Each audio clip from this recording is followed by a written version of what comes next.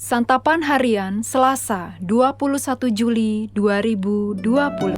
Hari ini kita akan membaca Hakim-Hakim pasalnya yang kelima, ayatnya yang pertama hingga ayatnya yang ke-31.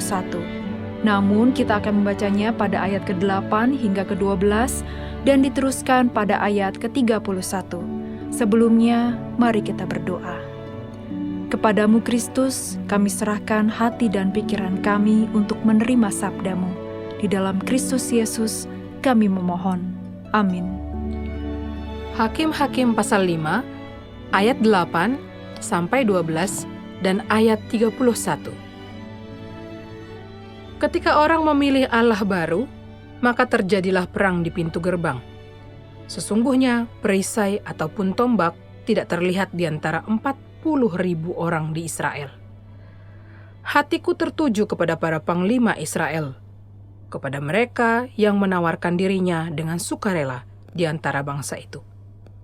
Pujilah Tuhan. Kamu yang menunggang keledai betina putih, kamu yang duduk di atas permadani, kamu yang berjalan di jalan, ceritakanlah hal itu. Di tempat-tempat penimbaan air, menurut suara orang-orang yang berdendang, di sanalah orang menyanyikan perbuatan Tuhan yang adil. Perbuatannya yang adil terhadap orang-orangnya di pedusunan di Israel. Pada waktu itu, turunlah umat Tuhan ke pintu gerbang. Bangunlah, bangunlah Deborah, bangunlah, bangunlah. Nyanyikanlah suatu nyanyian. Bangkitlah Barak, dan giringlah tawananmu, hai anak Abinoam. Demikianlah akan binasa segala musuhmu, ya Tuhan. Tetapi orang yang mengasihinya bagaikan matahari terbit dalam kemegahannya.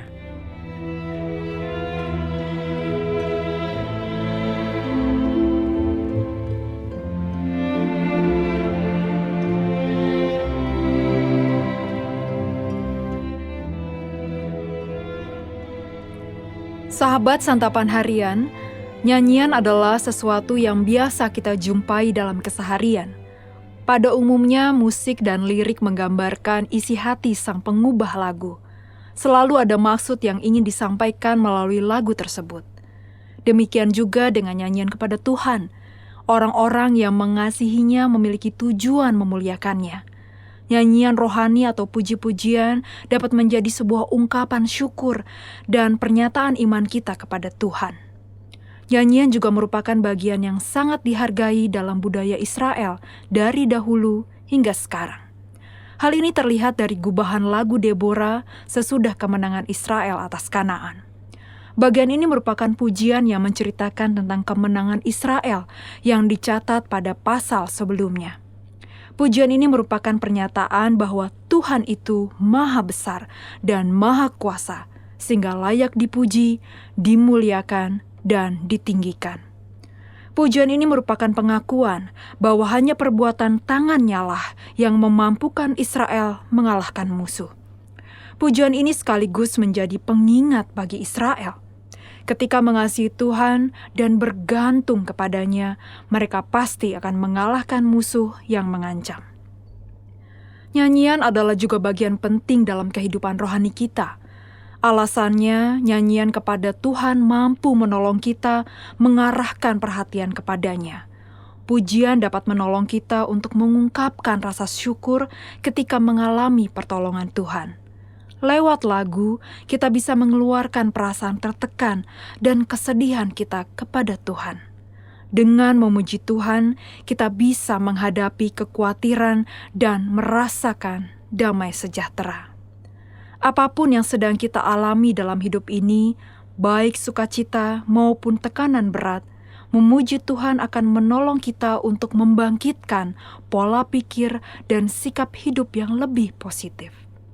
Mari kita senantiasa memuji kebesaran Allah dengan segenap hati seumur hidup kita. Nyanyian yang tulus menyenangkan hati Allah. Kita perlu menyediakan waktu khusus untuk menyanyikan pujian kepada Tuhan. Mari kita berdoa. Kami senantiasa memuji kebesaran-Mu, ya Allah. Inilah komitmen kami. Di dalam Putramu, Kristus Yesus, kami berdoa. Amin.